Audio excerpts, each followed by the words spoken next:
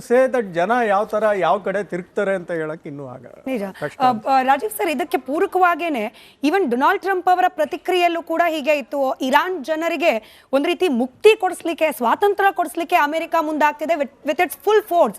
ಹೀಗಾಗಿ ನೀವು ಡಿಸೈಡ್ ಮಾಡಿ ಖೊಮೇನಿ ಆಡಳಿತ ರೆಜೀಮನ್ನ ಚೇಂಜ್ ಮಾಡಬೇಕು, ಹೀಗಾಗಿ ನೀವು ಅಮೆರಿಕಾಗೆ ಸಪೋರ್ಟ್ ಮಾಡಬೇಕು ಅನ್ನೋ ರೀತಿಯ ಡೊನಾಲ್ಡ್ ಟ್ರಂಪ್ ಅವರ ಹೇಳಿಕೆ ನಿಜವಾಗ್ಲೂ ಇರಾನ್ನ ಜನರ ಮೇಲೆ ಪರಿಣಾಮ ಬೀರುತ್ತಾ, ಅಥವಾ ಇಡೀ ಟ್ರಂಪ್ ಹೇಳಿಕೆ, ಟ್ರಂಪ್ನ ಡಿಸಿಷನ್ಗಳನ್ನ ನಾವು ಯಾವ ರೀತಿ ಗಮನಿಸಬೇಕು? ಕೇವಲ ಆತನ ಸ್ವಪ್ರತಿಷ್ಠೆಗೆ ಈ ರೀತಿ ಇಡೀ ಮಧ್ಯಪ್ರಾಚ್ಯ ಹೊತ್ತಿ ಉರಿಯೋ ರೀತಿಯಲ್ಲಿ ಮಾಡ್ತಾ ಇದ್ದಾರೆ ಅನ್ನೋ ವಿಶ್ಲೇಷಣೆಯನ್ನ ನಾವು ನಂಬೇಕಾ ಅಂತ?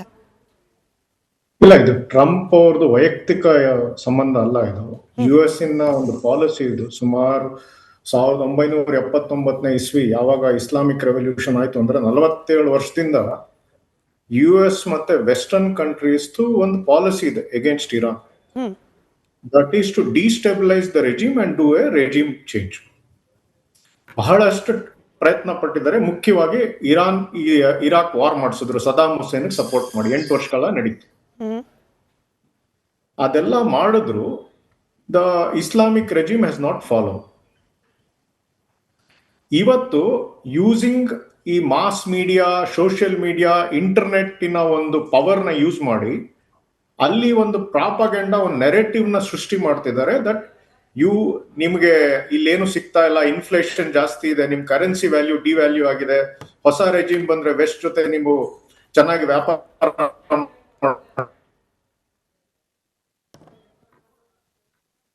ಬಹುಶಃ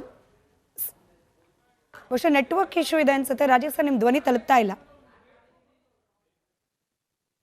ರೈಟ್ ಆ ಕನೆಕ್ಷನ್ ಸರಿ ಹೋಗೋದ್ರೊಳಗೆ ಸಬ್ರೀನ್ ಮತ್ತೊಮ್ಮೆ ಕೇಳ್ತಾ ಇದ್ದೀನಿ. ಹಾಗೆ ಮೋಹನ್ ಸರ್ ಕೂಡ ಹೇಳ್ತಾ ಇದ್ರು, ಇಫ್ ಯು ಫೀಲ್ ಅನ್ಸೇಫ್, ನಿಮ್ಗೆ ಅಲ್ಲಿರೋದು ಕಷ್ಟ ಅಂತ ಅನಿಸ್ತಾ ಇದ್ರೆ you can take the shelter any time. But ನನ್ನ ಮತ್ತೊಂದು ಪ್ರಶ್ನೆ ಏನು ಅಂತಂದ್ರೆ, ಹೌ ಯು ಫೀಲಿಂಗ್? ನಾವು ವಾಪಸ್ ಬಂದ್ಬಿಡ್ಬೇಕು ಭಾರತಕ್ಕೆ ಅನಿಸ್ತಾ ಇದೆಯಾ, ಅಥವಾ ಸೇಫ್ ಆಗಿ ಇದ್ದೀವಿ, ಇಲ್ಲೆಲ್ಲ ಸ್ಥಳೀಯ ಸರ್ಕಾರಗಳು ವ್ಯವಸ್ಥೆ ಮಾಡ್ತಿದೆ ಅಂತ ಅನಿಸ್ತಿದ್ಯಾ ಅಂತ ಹೇಳಿ?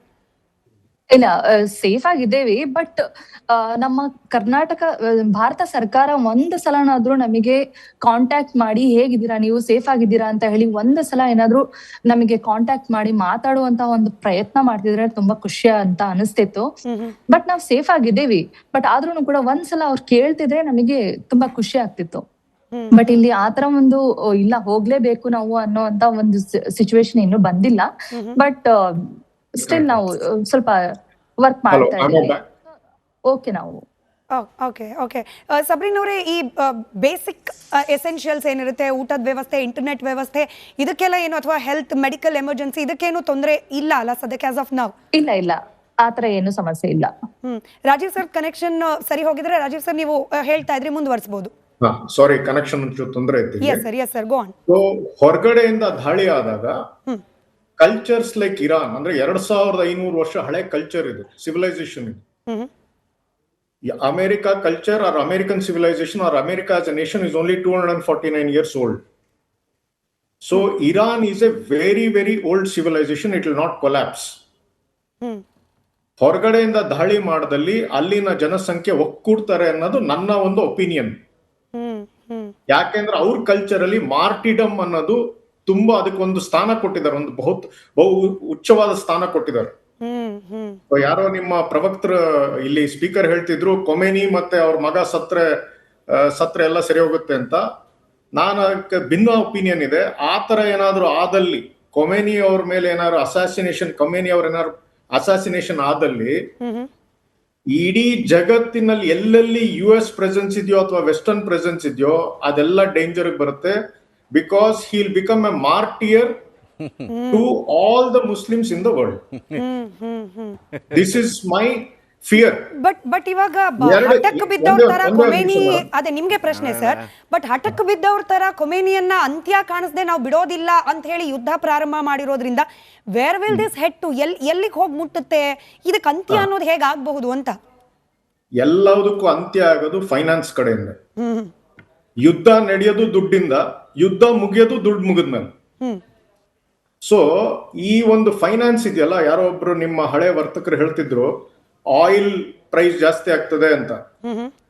ಏನಾದ್ರೂ ಸ್ಟ್ರೈಟ್ಸ್ ಆಫ್ ಹಾರ್ಮೋಸ್ ನ ಇರಾನ್ ಬ್ಲಾಕ್ ಮಾಡ್ತು ಅಂದ್ರೆ, ಆಮೇಲೆ ಸೌದಿ ಅರೇಬಿಯಾ ಮತ್ತು UAE ನಲ್ಲಿರೋ refineries and oil producing companies ಮೇಲೆ ದಾಳಿ ಮಾಡ್ತು ಅಂದ್ರೆ, ಮಿಸೈಲ್ಸ್ ಅಟ್ಯಾಕ್ ಮಾಡಿದ್ರೆ, oil price is likely to shoot up above $150 per barrel. ಇವತ್ತು ಬ್ರೆಂಟ್ ಆಯಿಲ್ ಪ್ರೈಸ್ ಸುಮಾರು $76-78 ಇದೆ. So more than double. So ಈಗ ನಾವೇನ್ ಭಾರತದ GDP 7.5 7.8 ಅಂತ ಹೇಳ್ತಿದೀವಿ, ಅಥವಾ ಚೈನಾ GDP ಏನ್ ಹೇಳ್ತಿದೀವಿ, all these developing countries who are importing energy from the middle east, ಇವ್ರದ್ದು ಎಕನಾಮಿ ಎಲ್ಲ ಕುಸಿಯುತ್ತೆ.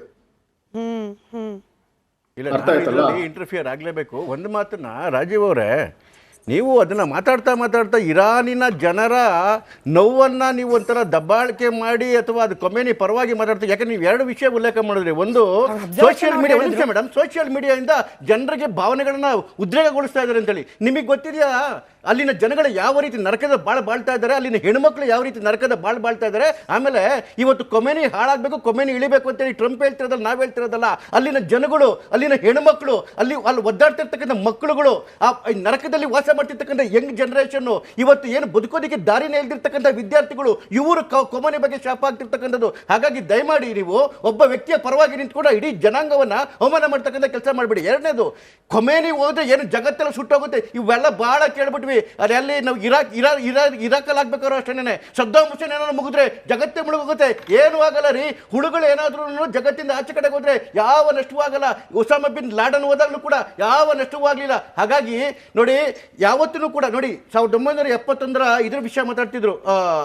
ರೆವಲ್ಯೂಷನ್ ಆದ್ಮೇಲೆ ಇದೇ ಇರಾನು ಲೆಬನಾನ್ ಅಲ್ಲಿ ಹಿಜ್ಬುಲ್ಲಾಗಳನ್ನ ಹುಟ್ಟಾಕ್ತು, ಅದಾದ್ಮೇಲೆ ಗಾಜಾ ಟ್ರಿಪ್ ನಲ್ಲಿ ಹಮಾಸ್ ನ ಹುಟ್ಟಾಕ್ತು, ಯೆಮೆನ್ ಅಲ್ಲಿ ಹೌತಿಗಳನ್ನ ಹುಟ್ಟಾಕ್ತು, ಅದಾದ್ಮೇಲೆ ಗಾಜಾ ವೆಸ್ಟ್ ಬ್ಯಾಂಕ್ ಅಲ್ಲಿ ಪ್ಯಾಲೆಸ್ಟೈನ್ ಇಸ್ಲಾಮಿಕ್ ಜಿಹಾದ್ ನ ಹುಟ್ಟಾಕ್ತು, ಅದೇ ರೀತಿ ಇರಾಕ್ ಅಲ್ಲಿ ಕತೈಬ್ ಹಿಜ್ಬುಲ್ಲಾನ ಹುಟ್ಟಾಕ್ತು. ಇವತ್ತು ಎಲ್ಲಾ ದೇಶಗಳಲ್ಲೂ ಪ್ರಾಕ್ಸಿಗಳನ್ನ ಹುಟ್ಟಾಕಿ ಇವ್ರು ಯಾರ ಮೇಲೆ ಯುದ್ಧ ಮಾಡ್ತಿರೋದು? ಮತ್ತೊಂದು ಮುಸ್ಲಿಂ ರಾಷ್ಟ್ರಗಳ ಮೇಲೆ.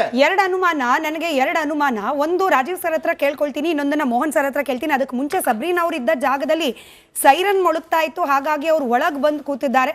ಮತ್ತೊಮ್ಮೆ ಸಬ್ರೀನ್ ಅವರೇ, thank you so much. It means a lot. ನೀವು ಅಂತಹ ಆತಂಕದ ಪರಿಸ್ಥಿತಿಯಲ್ಲೂ ಕೂಡ ಅಲ್ಲಿಂದ ಲೈವ್ ನಲ್ಲಿ ಕನೆಕ್ಟೆಡ್ ಇದ್ದೀರಿ. Stay safe, be safe. ಈಗ ಎಷ್ಟು ಪ್ರಮಾಣ ಅಂತ ಹೇಳಿ ರಾಜೀವ್ ಸರ್ ಹತ್ರ ಪ್ರಶ್ನೆ ಕೇಳ್ಬಿಡ್ತೀನಿ. ರಾಜೀವ್ ಸರ್, ಅಂದಾಜು, ಐ ನೋ ಎಕ್ಸಾಕ್ಟ್ ಡೇಟಾ ಹೇಳಲಿಕ್ಕೆ ಆಗೋದಿಲ್ಲ, ಕಷ್ಟ ಕೂಡ. ಎಷ್ಟು ಜನ ಇರಾನ್ನಲ್ಲಿ ಈ ಪ್ರೊಟೆಸ್ಟ್ ನಾವು ಸೋಷಿಯಲ್ ಮೀಡಿಯಾದಲ್ಲಿ ಏನು ಗಮನಿಸ್ತಾ ಇದ್ವಿ, ಹೌ ರಿಯಲ್ ಇಟ್ ಇಸ್? ಖೊಮೇನಿ ಆಡಳಿತದ ವಿರುದ್ಧವಾಗಿ ನಿಜವಾಗ್ಲೂ ಜನಾಕ್ರೋಶ ಇದೆಯಾ? ಖೊಮೇನಿ ಇರಬೇಕು ಅಂತ ಸಪೋರ್ಟ್ ಮಾಡ್ತಿರುವವರ ಸಂಖ್ಯೆ ಎಷ್ಟಿರ್ಬೋದು ಅಂತ?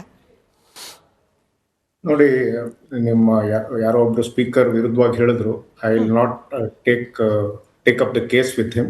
ಎನಿವೆ, ನಿಮ್ ಪ್ರಶ್ನೆಗೆ ಉತ್ತರ ಕೊಡ್ತೇನೆ. ಕೊಮೇನಿ ರೆಜಿಮ್ ಇರಬೇಕು ಅಂದ್ರೆ there is some portion of the population which supports him. Iran is not a small country, ಒಂದು ಚಿಕ್ಕ ದೇಶ ಅಲ್ಲ.